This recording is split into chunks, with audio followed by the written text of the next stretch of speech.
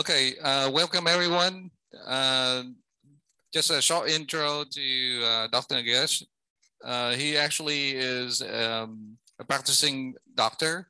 He actually had his clinic in Bangalore as well. So he's been practicing for the last 25 years, and he was introduced to the TS by his father-in-law as a member of the TS for the last 60 years, and was the organizing secretary of KTF by name of Mr. Nagunda Sethi. And he himself, Dr. Nagesh, has been a member for the last 23 years, and he is also a national lecturer in the Indian section for the last 6 years.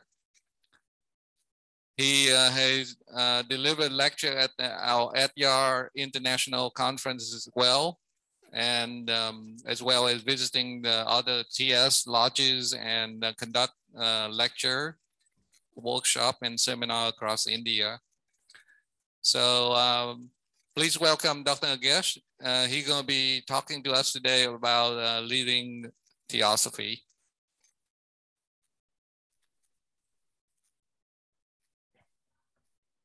Could I take over? Could I take over, sir? Hello. Good day. Hello, can I take over? Yes, please do. Okay. Thank you very much for that introduction. I don't know whether to say good evening or good morning. For you people, it is good morning. For us, it's late evening. Thank you very much for giving me an opportunity to speak to you about a wonderful topic. And the topic is living Theosophy. And I thank the office bearers of Houston Theosophical Lodge. And I thank Mrs. Vidya, who is not online, as she already informed me that she would be traveling today. And she was instrumental in speaking to me and communicating to me about the program. And I only like to say that it's an opportunity for me to spend with the serious sadhaks of Theosophical Society. And I thank Mr. Traitley for introducing me. So with this, I like to begin my lecture on living Theosophy. At the outset, I like to begin with what Dr. Annie Besant said once related to living Theosophy.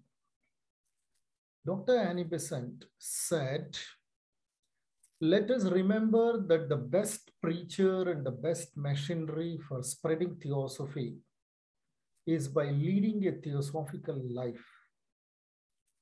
Setting an example is more powerful than the most fervent speech of the most eloquent orator."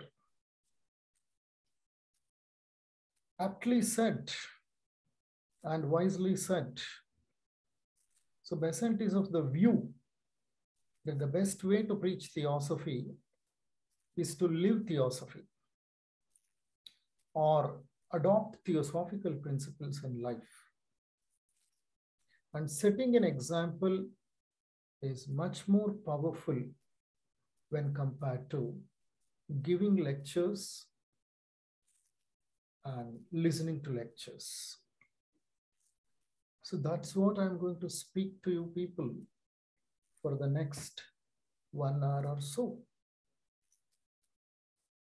It is far easier to speak or talk about Theosophy. We invariably do this. And we all know very well that Theosophy is the divine knowledge. We keep discussing, we keep talking, speaking, and being engaged whenever we meet periodically in our respective lodges. But Theosophy,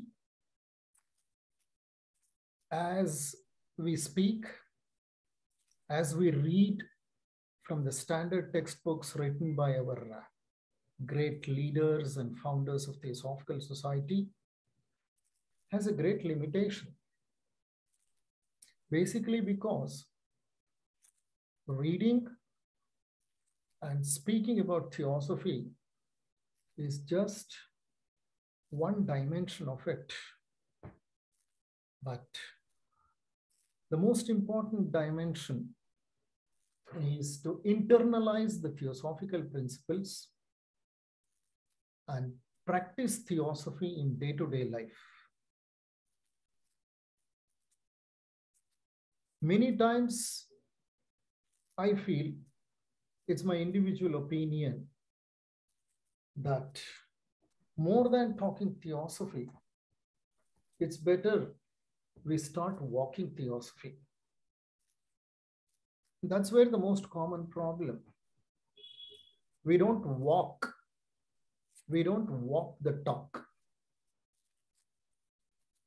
There remains a gap between what we talk and how we walk. This is a critical gap. This critical gap needs to be plugged. Only when we plug this particular gap, perhaps we will start living Theosophy. As I said earlier, living Theosophy is all about adopting theosophical principles in our daily living and practicing. Mahatma Gandhi once said, spirituality without practice is a major sin. It's a major sin. And not to practice is something which we will deprive us from the opportunity of growing further, progressing further on the spiritual path. Jiddu Krishnamurti says, after knowing truth,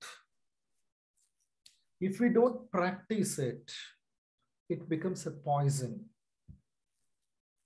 And the poison starts spreading from one organ to another organ of the body. Having known the truth, or having known the principles of Theosophy, we need to seriously apply it in our life. When we apply in life, we come to know whether those principles do work or not. And when theosophical principles work, it becomes a part of our life. The principles become a part of our life. And we have internalized the lessons.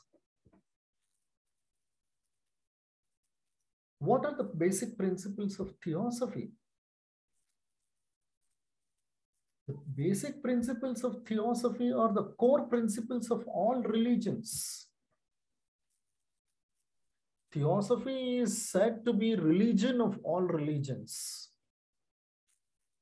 It is the quintessence of all religions. When such is the case, Theosophy is no different from the core principles of all the religions. What are the core principles of all religions? Love, compassion, truth, brotherhood, non-violence, generosity, kindness, so on and so forth. So these are the core principles of every religion. Show me one single religion on this earth which actually preaches hatred, which preaches animosity, which preaches violence. Definitely not. Superficially or exoterically speaking, every religion may have its own rituals. But the esoteric religion is more or less same. So Theosophy in a way is nothing but true spirituality. So then you may ask a question, is there something called false spirituality? See, spirituality in its original sense is really a spiritual essence which is devoid of any attributes like caste, creed, gender, nation, etc. Because this caste, creed, gender, nation and all separate us instead of uniting us. What separates us cannot be religion, cannot be spirituality. Truly speaking, spirituality is devoid of all the attributes which create a sense of separation in us. And our first object of Theosophical Society is to form a nucleus of universal brotherhood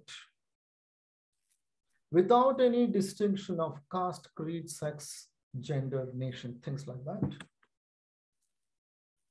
True religion also speaks the same language. True spirituality is all about these wonderful virtues. That means to say, Theosophy is pure spirituality, devoid of rituals, devoid of attributes which separate us. If that is the case, what is basically spirituality? If Theosophy is true spirituality, what is basically spirituality? Man has existence in different dimensions. He is a physical being, he is a psychological being, he is an emotional being, he is also a spiritual being. World Health Organization definition of health, which is all-encompassing and comprehensive by nature, has created multiple dimensions for health: physical health, mental health, emotional health, and social health, and spiritual health. So spiritual health is something which is accepted by even the World Health Organization. But it fails to define spiritual health correctly. It says spiritual health is something which is intangible. It's all right, but at least the mainstream science is accepting that there is something called as spiritual. And we all have come across the term spirituality. And as I said, true spirituality is nothing but Theosophy, or Theosophy is nothing but true spirituality, or the core of spirituality. Then what is the spirituality basically?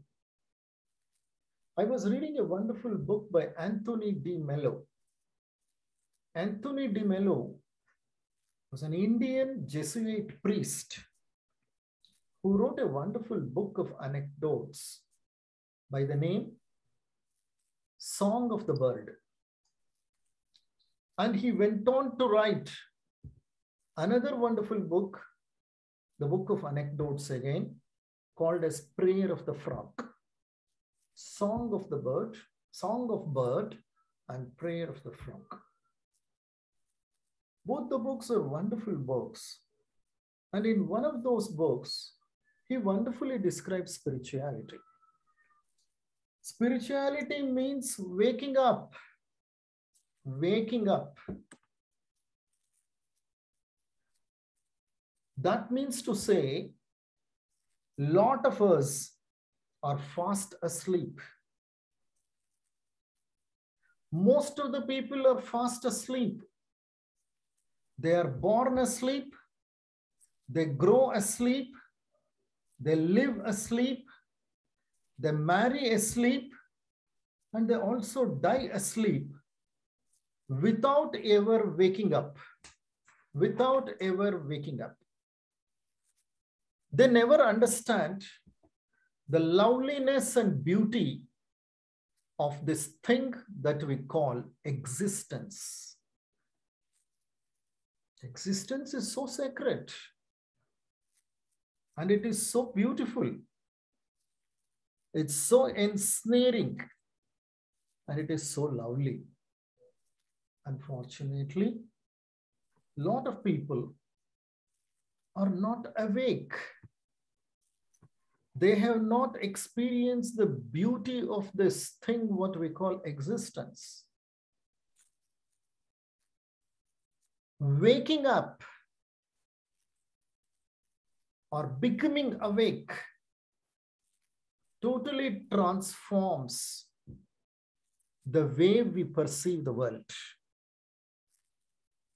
the way we look at things. This process of waking up is nothing but spirituality. Somebody asked Buddha, Lord Buddha, Buddha, are you a god? Buddha smilingly said, I am not God. Then the person asked next question, Buddha, are you an angel? Buddha smilingly said, I am not an angel. And then the person asked him, who are you? And Buddha said, I am an awakened being. I am an awakened being. Buddha, or Lord Buddha, a true spiritual master, spoke about awakening. Awakening. Awakening happens when we become totally aware. When will we become totally aware? We become totally aware when we live in the present. See, everything is connected here. Be in the present, you are aware. When you are aware, the meaning is you are awake. When you are awake, the meaning is you are practicing spirituality. But most of the times, we spend our existence in this world being lost in the past or brooding about the future. We either keep dwelling in the past or we keep dreaming the future.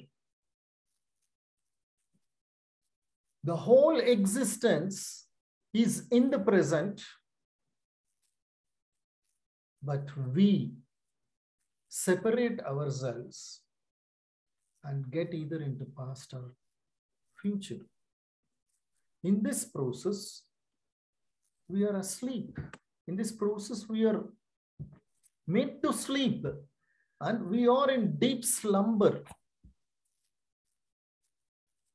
See, theosophical living is possible only when we hear the inner call and turn towards our inner self. But most of our lives we spent being engaged in the outer world. As Jiddu Krishnamurti wisely said, the world is too much with you. He wisely said, he correctly said, the world is too much with you. Yes, there is nothing wrong that you are in the world, but there is everything wrong when world is too much within you. This mundane existence, worldly existence, being in the midst of the humdrum of life, we have separated ourselves from our inner self. When we turn towards our inner self, when we listen to the inner call, and when really we wake up, then our perspective undergoes a profound change. We see a deeper reality and begin experiencing the divine within us. The problem with us is we don't see the world as it is. We see the world as we wish to see. We don't see the world as it is, basically because our sense organs come in between, and sense organs construct reality to us. And in the process, whatever reality which is constructed by our sense organs is stored in the brain as memory, and the mind keeps retrieving it n number of times. In this process, the reality is completely distorted. The world as we see is different from the world as it is, because we are too much lost engaging our sense organs in perceiving the world. And that creates so many thoughts in us, so many emotions in us. These emotions and thoughts, what we call thoughtons, get accumulated in the hippocampus region of our brain and the amygdala, and they stay there in the chip of our brain, which is a computer. And now and then we keep retrieving those memories, reliving the past, and fearing the future. And in this process, we translate our life into a hell. The divine within us is calling, but we are totally oblivious of the voice which is prompting us to see inside. It's just a matter of time. Probably it is just that we need to shed this ignorance or avidya, which turns us always towards the external world. We practiced a short meditation before the lecture started. Meditation is a journey where we try to actually turn our sense organs inwards.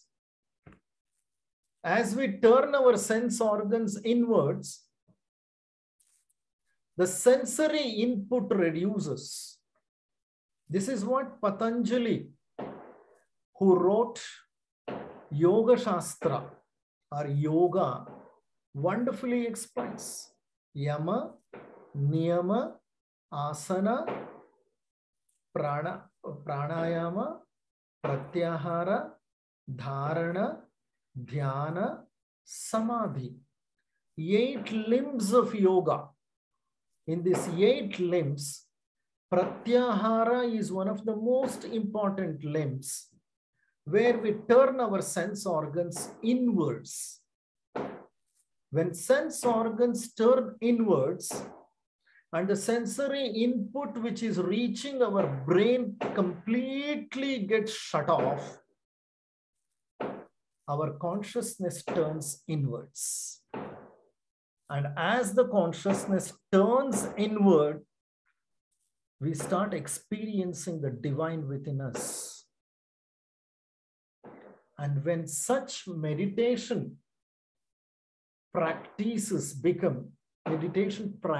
becomes regular, and when we dwell more in meditation, metamorphosis takes place. Life undergoes metamorphosis and peace begins to reign inside. Caterpillar turns into a beautiful butterfly. This is what I call metamorphosis. Such a change is possible when we adopt the following tools in our life, or when we adopt the following attributes in our life.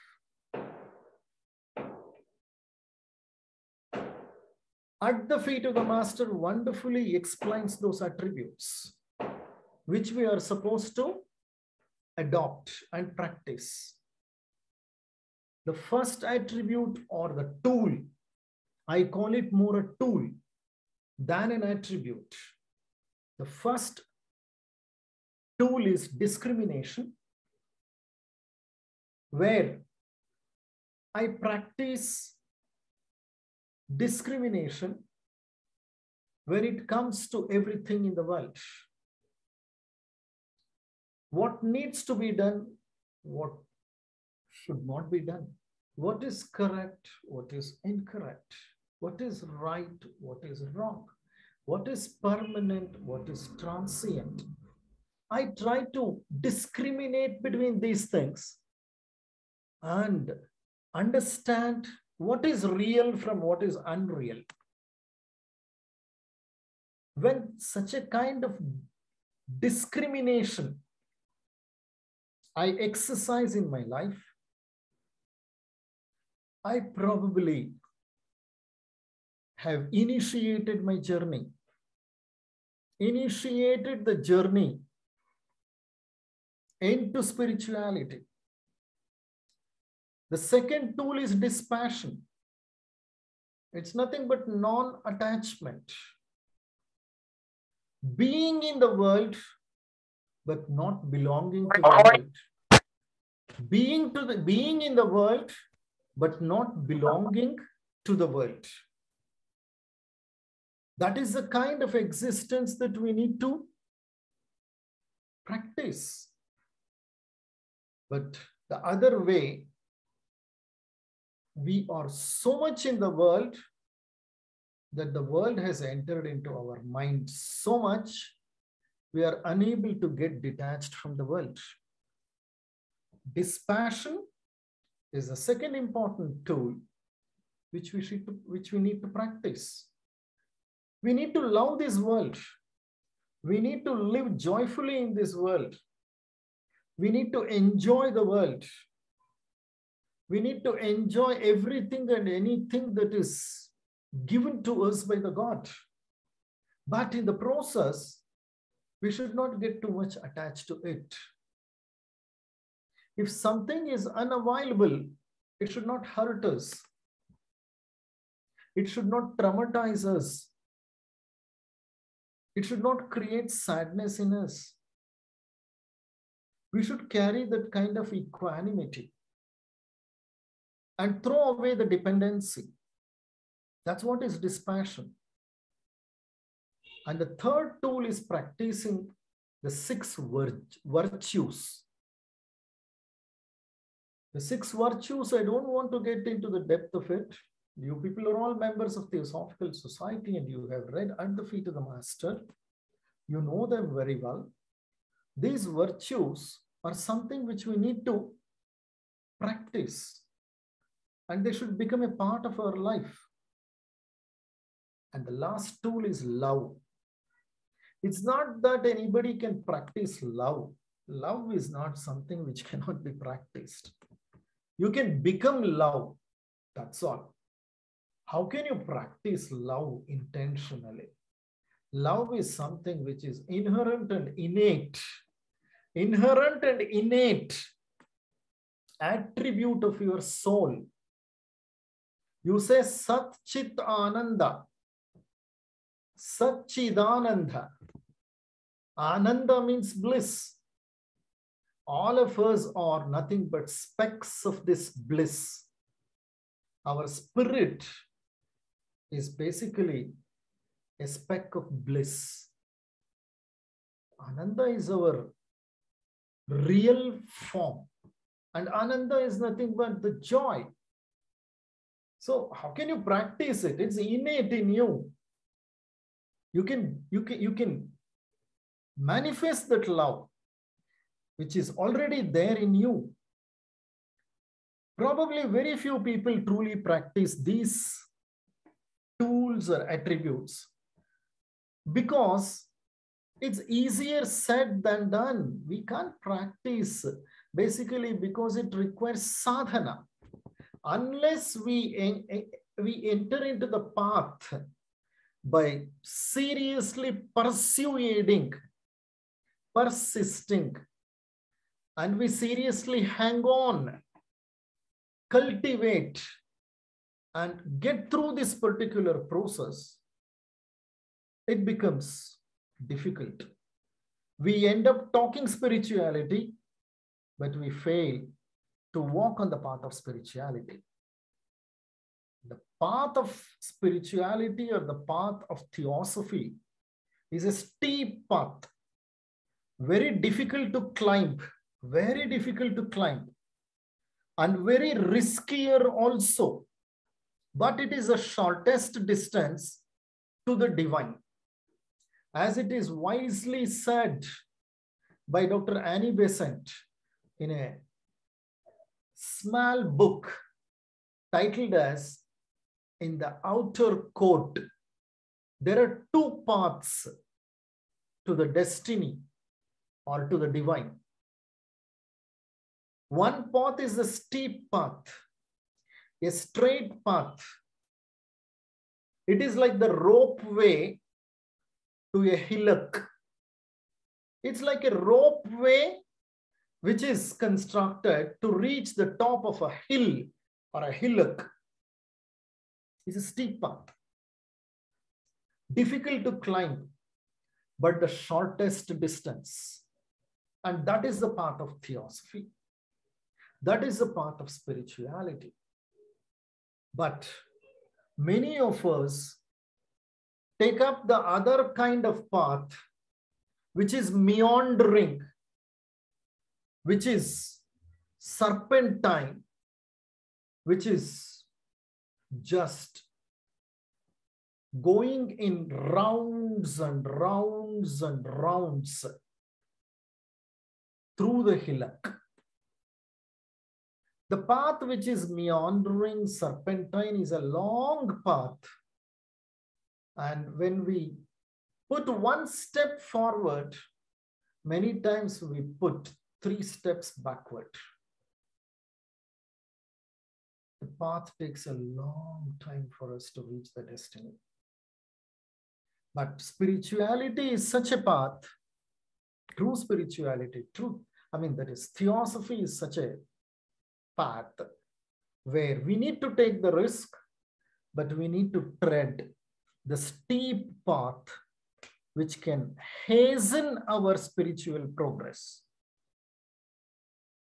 If you follow the serpentine path, it takes eons of time to reach the divine destination. So what is that steep path all about? Steep path is all about focusing on the inner world. That focusing on the inner world is possible only when we detach from the outer world. That is where we say, become dispassionate. See, you can't enter into the ocean without lifting the step from the shore. You can't keep a step on the shore and enter into the sea. How is it possible? You cannot enter into the inner world without getting yourself detached from the outer world at times. At times. That's what meditation does. And that's why all religions prescribe meditation. And every religion says, start meditation and stop medication. And meditation is the true panacea for several health problems. And meditation is perhaps a profound method or tool or path to experience the divinity within us. That's why it is said, look within, you are the Buddha. Look within, thou art Buddha. A profound statement. If you look within, you see the Buddha within. If you look within, you can see the Christ within. If you intently see within, you can see the Krishna within. In the process, you become that which you are. Christ in you, the hope of glory, says the scriptures.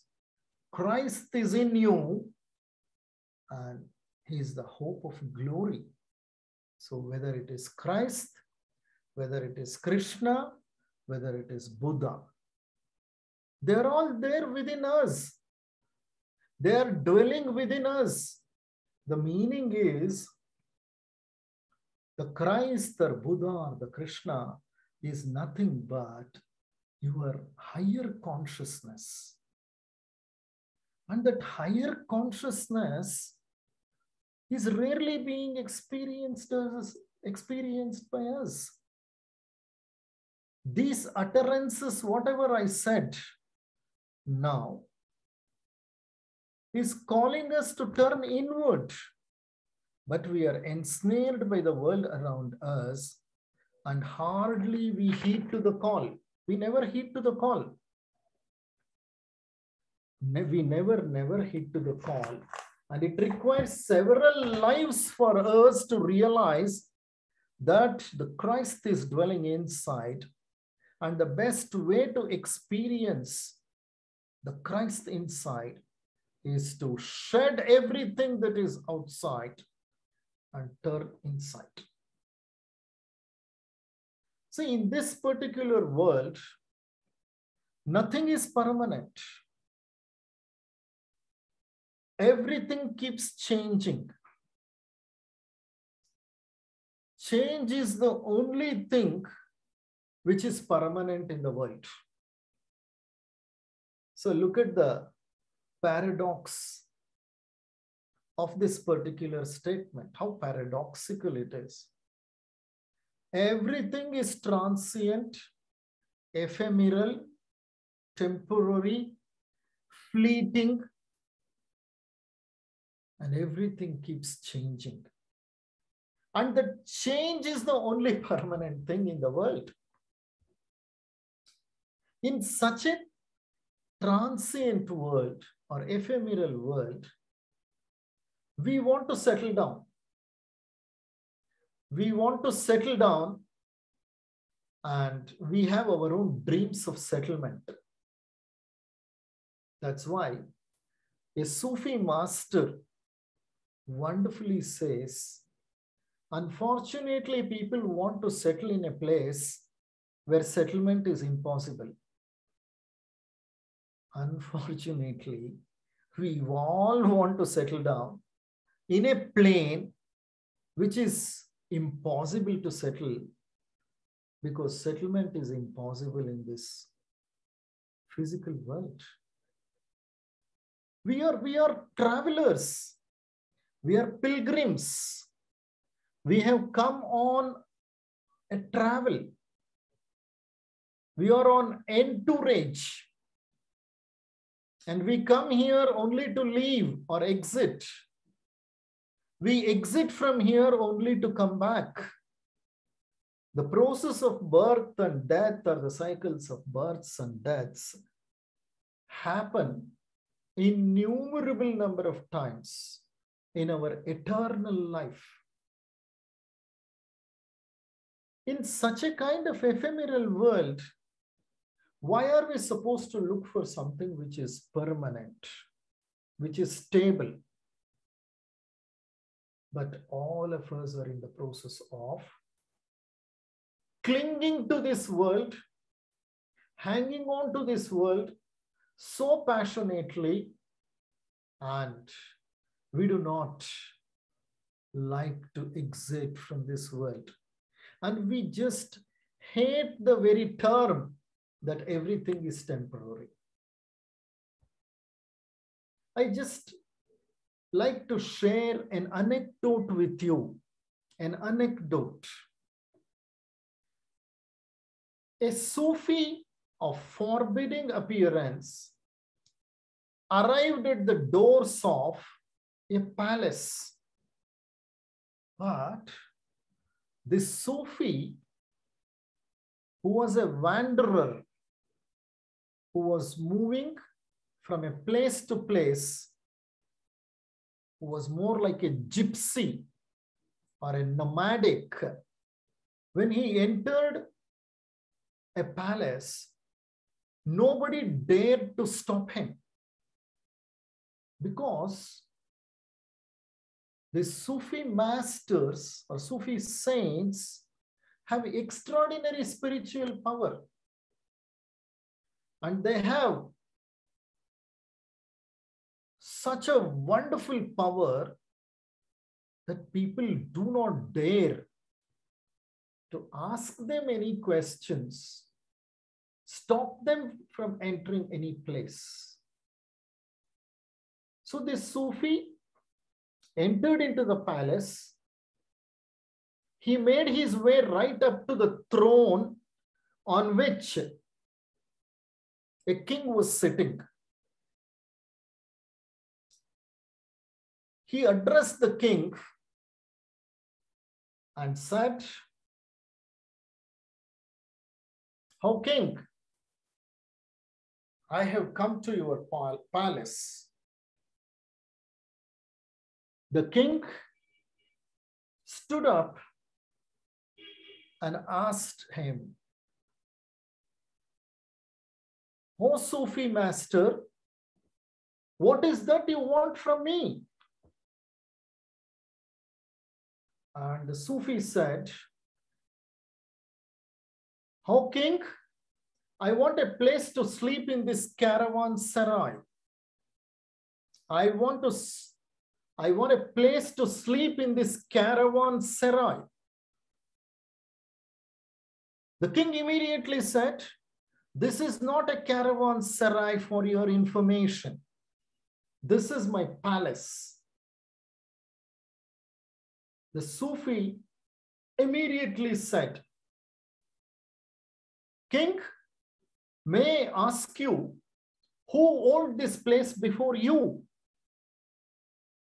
The king said, "Before I came to the throne, my father occupied this place, but he is dead." And then the saint asked him, "And who owned it before your father?" The king remembered, recollected, and said, "It was my grandfather. He is also dead." And the saint started laughing loudly and said, "O king, this place where your grandfather stayed for a few years, where your father stayed for a few years, and now you are staying here for a brief while and move on. Isn't it a caravanserai? The king's eyes got opened. He started looking at the reality from a different perspective. He realized that he is going to be on throne. He is going to be in this plane for a few years. Everyone is in the departure lounge. There's no doubt about it. But remembering and understanding it all the time and living a life fully by dwelling in the present is perhaps the most important spiritual message. Although the soul of man is immortal, the physical, the mental, and the mental and the causal bodies do disappear. With every birth, the physical and the mental disappears. At one particular point of time, after several lives, even the causal body has to disappear. Once the causal body disappears, the speck of consciousness will merge with the monadic consciousness. Monad is our true form. Monad doesn't die. And monad is the eternal splendor within us. Our theosophical truths you might have heard, as given by Mabel Collins, the first truth says the soul of man is immortal and its future is the future of a thing whose growth and splendor have no limits. The soul of man is immortal. The true form of a human, that is the soul or the spirit, is immortal. And its future is the future of a thing whose growth and splendor have no limits. That means to say, the soul can grow to loftier limits. There is so much progress which can happen, and it is the eternal speck within us. When the master says the soul of man is immortal, he must be referring to the monad. He must be referring to the monad which alone is immortal. The physical body, the astral body, the mental body, and the ego in the causal body are all transitory or temporary. They are all immortal. Nearly after some 700 and odd few lives,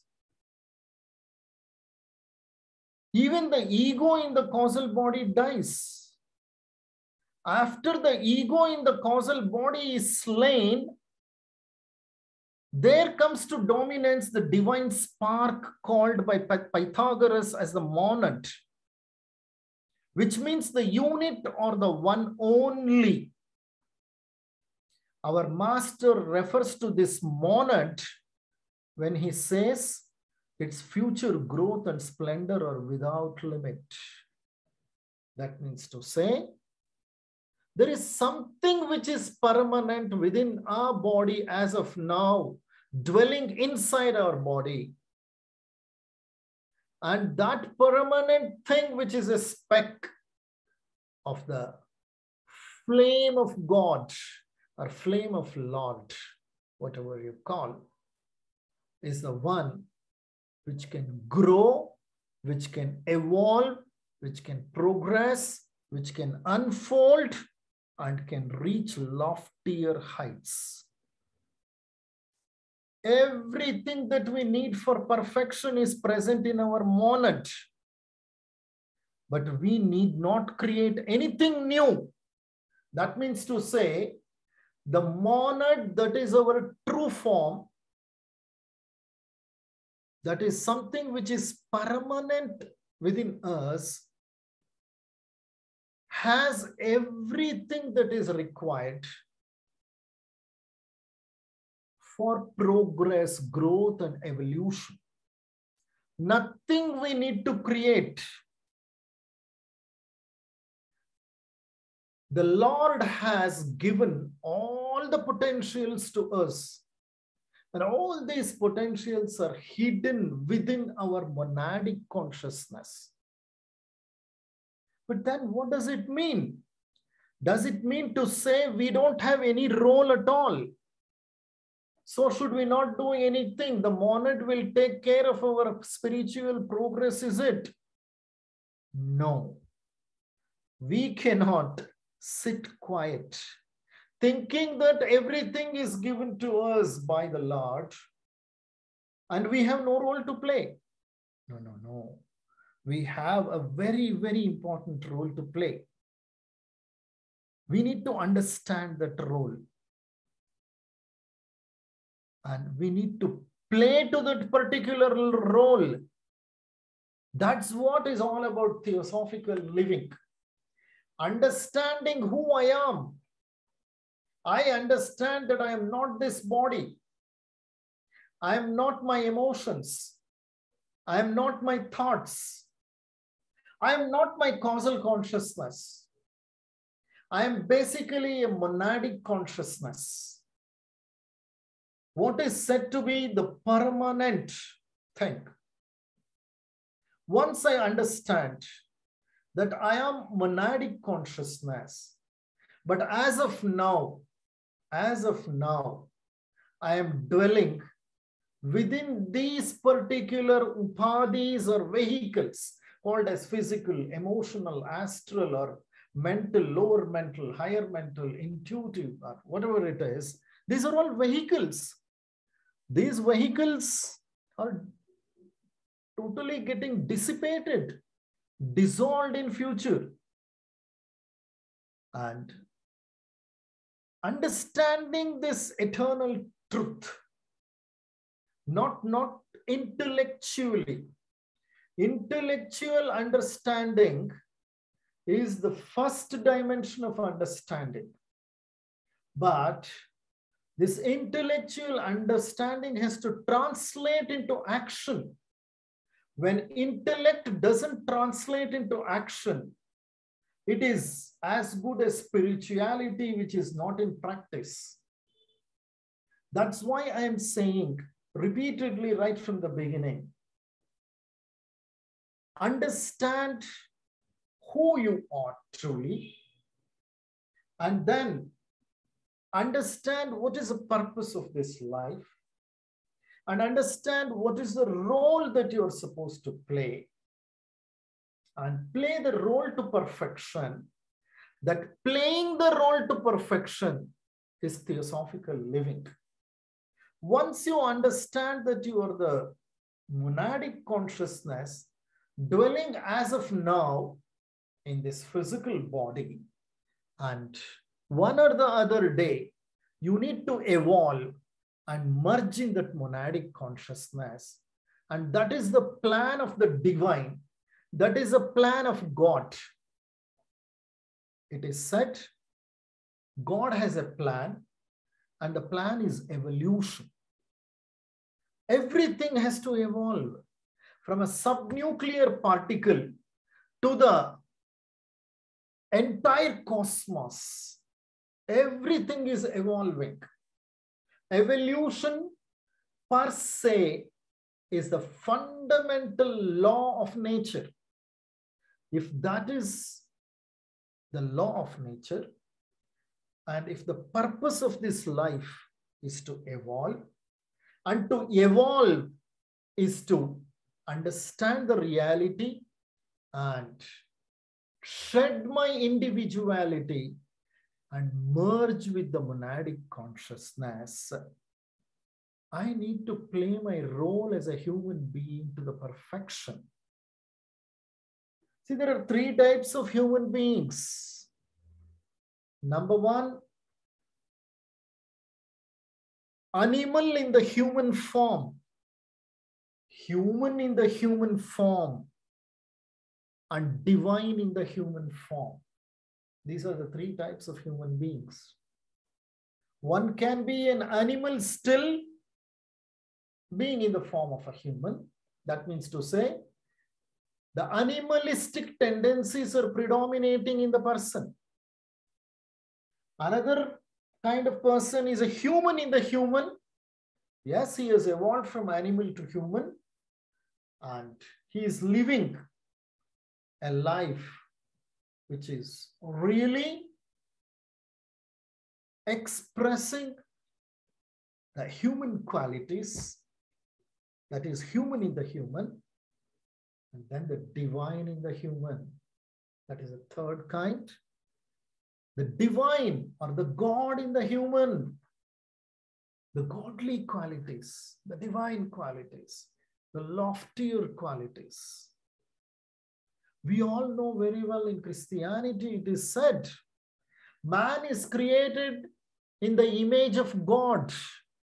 Man is created in the image of God. One or the other day, man has to merge with the God and become the God. It is like the drop merging with the ocean and losing its individuality and becoming one with the universality. So that is what is evolution all about. We can hasten our evolution or we can delay our evolution. This evolution is fundamentally ingrained in every bit of nature. And the evolution takes place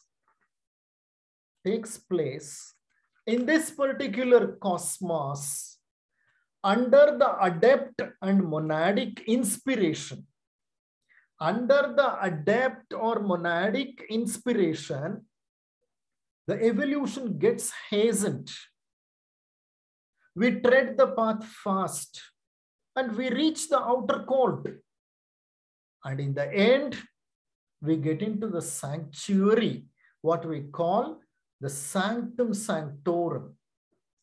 A lot many of us are still climbing the hillock. Some of us are on the steep path and many of us are on the serpentine path which winds round the hillock. We are not in the outer court still. It may take n number of lives for us to reach the outer court. And that is what I am talking about.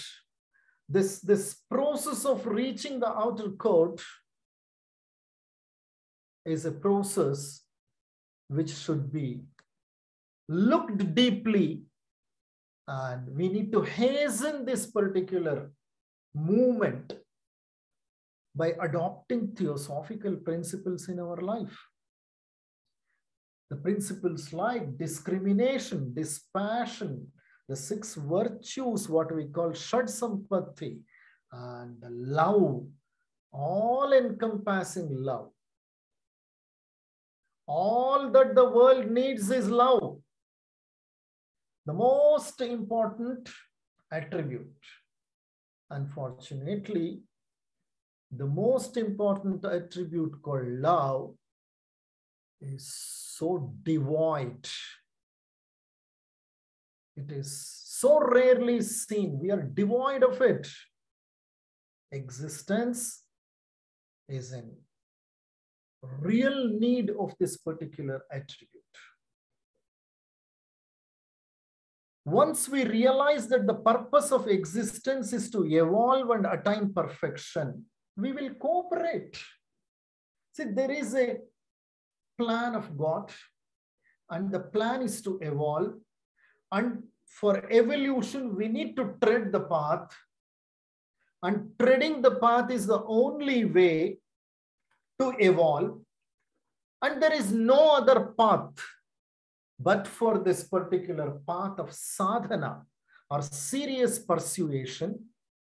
Once we realize that purpose of existence and we understand the grand design of the Lord, what we call the evolution, correctly, clearly, when we understand, we will cooperate with it.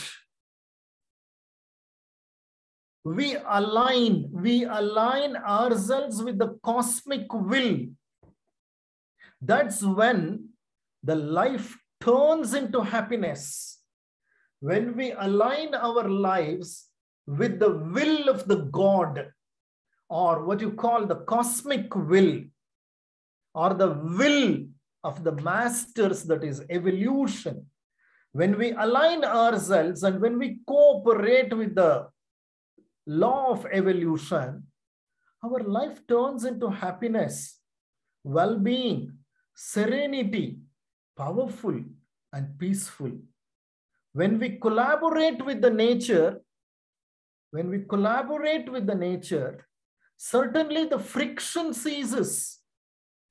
The inner friction or the inner conflict, what we call as a first order conflict.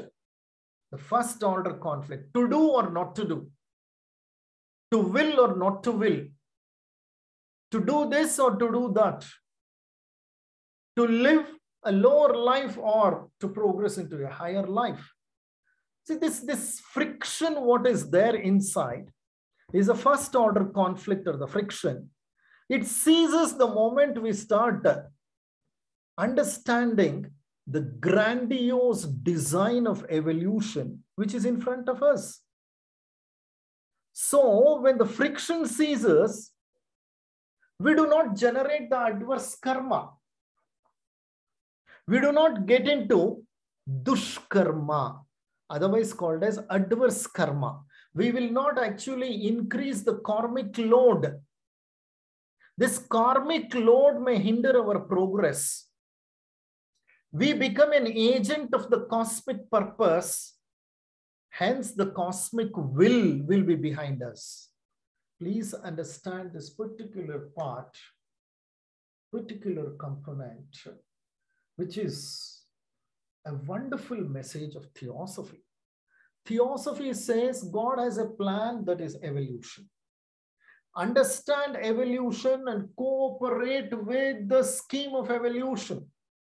When you cooperate and align with the God's law and align with the cosmic will, then what exactly happens is the whole cosmic powers are behind you to support you and hasten your progress, hasten your path of unfoldment. That's why it is said, give yourself to nature's purpose or work for the fulfillment of God's plan. This is what brings peace in life. So how do you actually give yourself to nature's purpose? You know, the nature's purpose is nothing but evolution. How do you lend yourself completely to the scheme of evolution or the law of evolution? You can lend yourself or become completely aligned to the law of evolution and live a higher life, thereby surrendering to the cosmic will by consciously engaging in a life which is helpful to the rest of the world. But unfortunately, a lot of us are constrained by our own selfish desires. A lot many things that we do or with self-centric motives. We are least bothered about the world around us, the other creatures which are around us. We are least bothered about our future generations which are yet to come or who are yet to come. We exploit this planet. We engage in atrocious acts. We rather loot the whole resources or wealth here. Our lives have become so complicated now. Increasingly, we are exploiting the planet. But if you have to cooperate with evolution, you will have to live a simple life, utilizing as minimum resources as possible, leaving the resources to the future generations. Stop this exploitative life or lives. See, there is something which has basically gone wrong in our lifestyles. And unfortunately, we are not looking at our lives. Unless we look at our lives impartially and start introspecting, no change can happen in our life. Unless we look at our thoughts, we cannot change our lives. Change your thoughts to change your life, said Wayne Dyer. Wayne Dyer, an evolved person who wrote wonderful books, such a great spiritual being he was, who conducted so many lectures, workshops, seminars, traveled all over the world. A great philosopher has written a beautiful book called Change Your Thoughts to Change Your Life. And that's where the spiritual progress starts happening.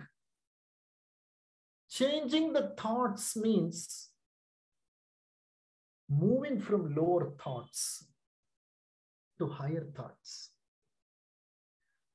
and shedding our desires and becoming dispassionate about these worldly affairs and cooperating with the God's plan, leading a simple life, what we call aparigraha in Sanskrit, and utilizing as minimal resources on this planet as possible, and being kind to the rest of the world. That is the way of life that we need to tailor. This reminds me of a profound statement from the Voice of Silence. Voice of Silence is such a wonderful book and such a, spiritually, wonderful book. And the spiritual message of this book is so profound. And this book wonderfully says, how sweet it is to repose between the wings of the great bird. How sweet it is to repose between the wings of the great bird. The great bird is life itself. How sweet, how beautiful, how enjoyable it is to take the shelter between the wings of this great bird called life itself, or the triple logos. Triple logos, with a body and two wings. Give yourself to life. You repose between the wings of the Lord. So when you give yourself to your life, then you are able to repose between the wings of the Lord.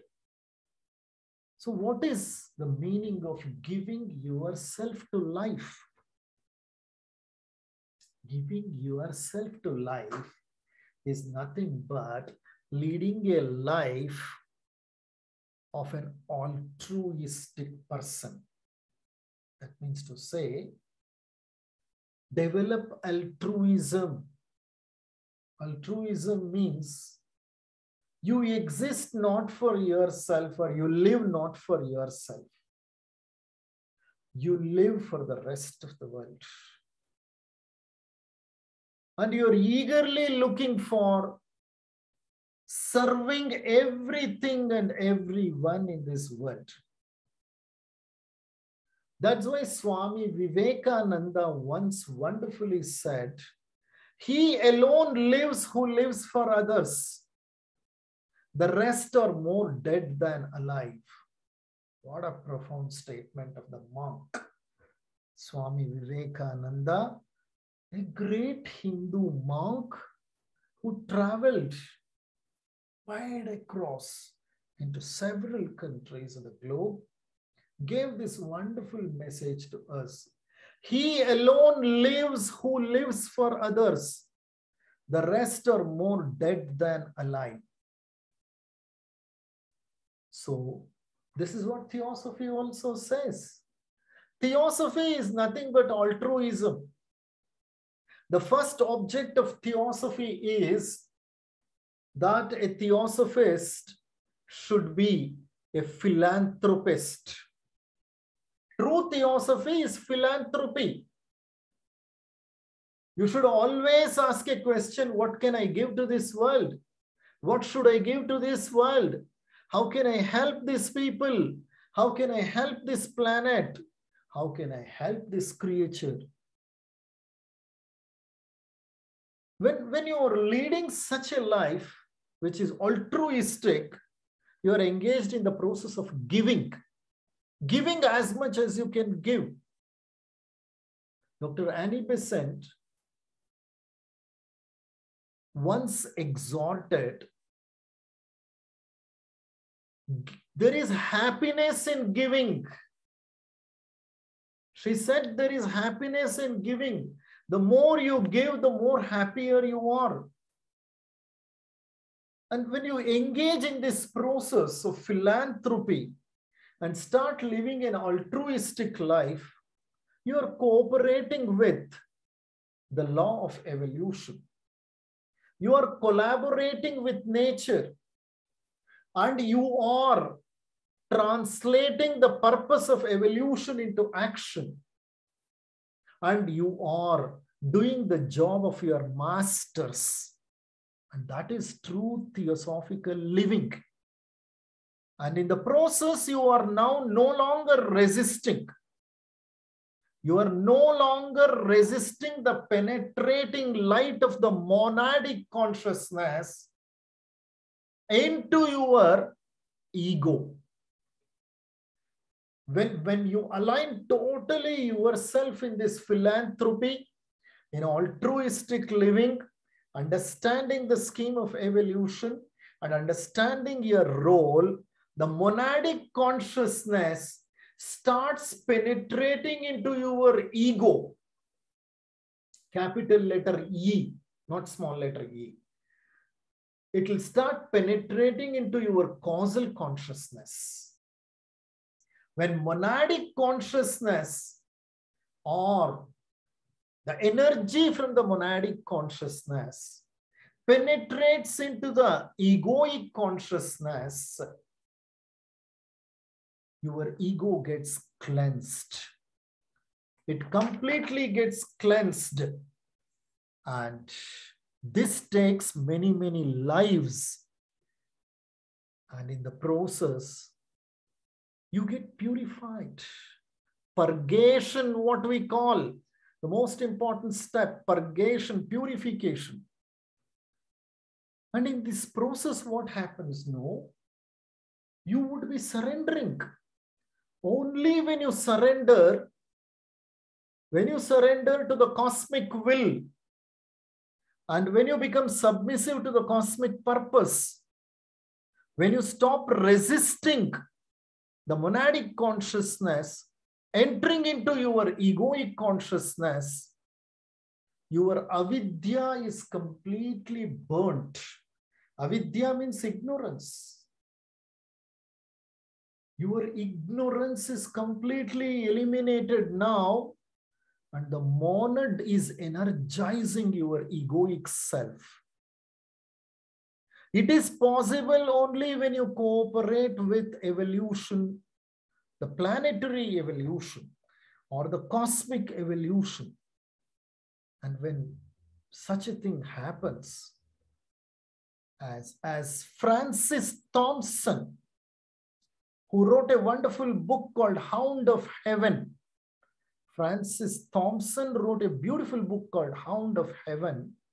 And in that book, Thompson says, until the surrender is made, until the last surrender is made, as Jesus made on Gethsemane, saying, not my will, but thy will be done. Not my will, but thine will be done. Then only monad rules and harmony prevails. As of now, the monadic consciousness is hardly influencing us, hardly inspiring us, because we are too much into the world. We have failed to understand the divine law, that is law of evolution. We have failed to cooperate with the grand scheme of evolution. We are resisting from all directions. We are so ensnared and enthralled by the worldly attractions. When we allow these things to change and start treading the path by adopting the 4 tools: discrimination, dispassion, sampatti or 6 virtues, and love, we reach a stage, the bubble of self will burst, and that which was once born, what you call a little child, will ascend and reach the right hand of God. This is all wonderful description in Christian scriptures. In Christianity, they say the bubble of self will burst, and that which was once born, a little child, will ascend and reach the right hand of God. An acorn has become an oak. An acorn has become an oak. A seed has become a banyan tree. Man has become the God. Man has become the God. So, if all this has to happen, strengthen the link between monad and ego, allow monadic power to influence the ego. Under the bright light of monad on the ego, transformation is possible. A life without any desires, expectations, a life with total acceptance and accepting anything and everything that comes in our way, leads to present moment awareness. Such a life is simplicity at its best. That leads to perfection. So, open the closet, let out all that is unnecessary. So, the major path is to lessen the burden. How can you do that? There are several mundane burdens upon us. Open the closet. The burden of thoughts, the burden of emotions, the burden of memory, the burden of karmas, okay, previous karmas, and expectations for future, aspirations for future. Let out all that is unnecessary, because they are all unnecessary. They belong to either past or future. When you let out all that is unnecessary by opening the closet, so that the necessary begins to speak, you become your best friend, and thus the adept who is watching you, the master who is watching you and guiding you from higher planes, will be happy to witness your progress and to guide you through the process. Because the disciple is ready, the master will appear. Because in this process, you have done your best, you have reached a milestone in evolution. Your master appears and he will guide you further on the path of evolution. Saying this, I am concluding my lecture. Thank you very much for patient listening and giving me an opportunity to share some time, quality time with you people and engaging in satsang. Once again, my heartfelt salutations to the divinity which is innate and inherent in all of us. Thank you. Over to you.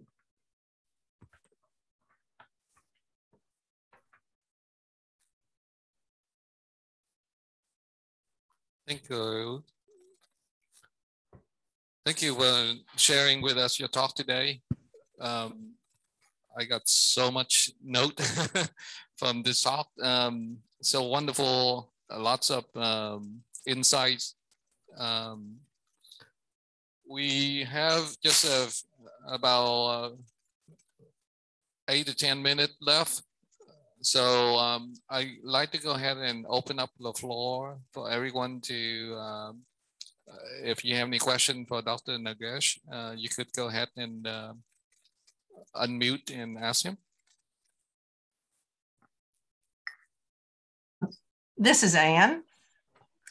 And my question has to do with the spiritual journey. And what I've noticed is in principle and in the teachings, we talk about Satchidananda, you know, we talk about bliss, we talk about joy. Krishnamurti talks about cheerfulness. Yet many of the seekers that I see are not joyful. They are very serious and somber about the spiritual journey. I know that Annie Besant said, HBV said once to Annie Besant when she was meditating, she said, "You're meditating too hard. It shouldn't be this hard. It shouldn't be this serious. You should lighten up with your meditation." And so I'd just like for you to address the topic of the light side of the spiritual journey.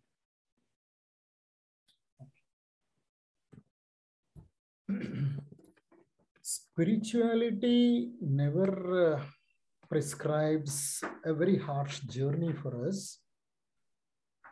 And spirituality is all about being in the present and enjoying every moment of present as it is, without any expectations for future and without any burden of past haunting us.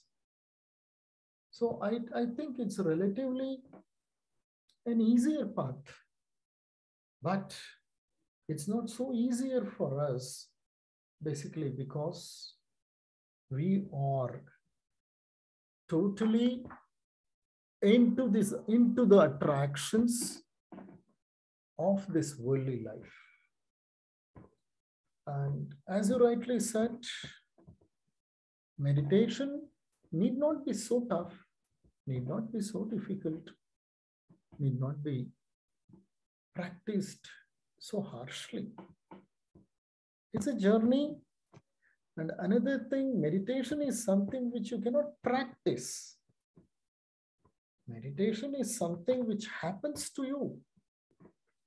It happens to you when you engage in all other sadhanas, like yama, niyama, asana, pranayama, pratyahara, if these limbs are followed, meditation simply descends on us. And meditation happens when the meditator disappears. That is when our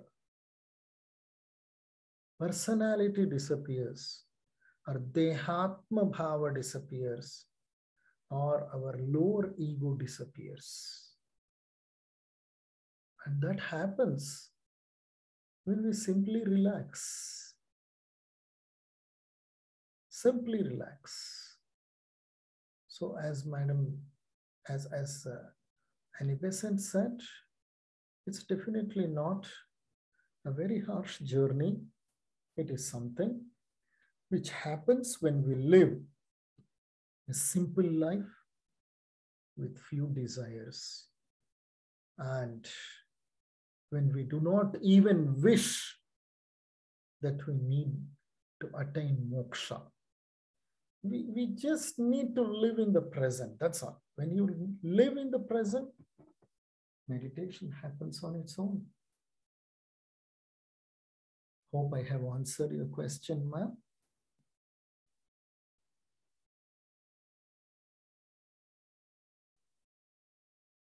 Yes, thank you.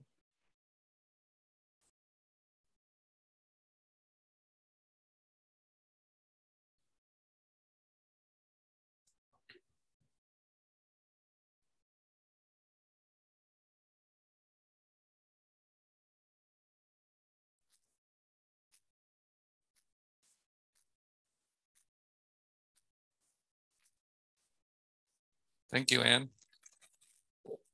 Well, if there's no other questions, let me go ahead and say thank you to Dr. Nagesh for spending the time talking with us today. That was lots of information and very good insight I got judged from the talk. So thank you everyone for spending the time, especially the folks overseas. I know it's late for you, and thank you for joining us today. And thank you everyone that has joined online as well, both in Houston and elsewhere. And thank you very much. And I hope to see you again in our next talk, which will be coming up in June, one of our national speakers. So that will be in 2 weeks. So thank you and have a good weekend. And I guess for those of you that need to get online later. So anyway, so have a good weekend and thank you. Bye-bye. Bye. Namaste.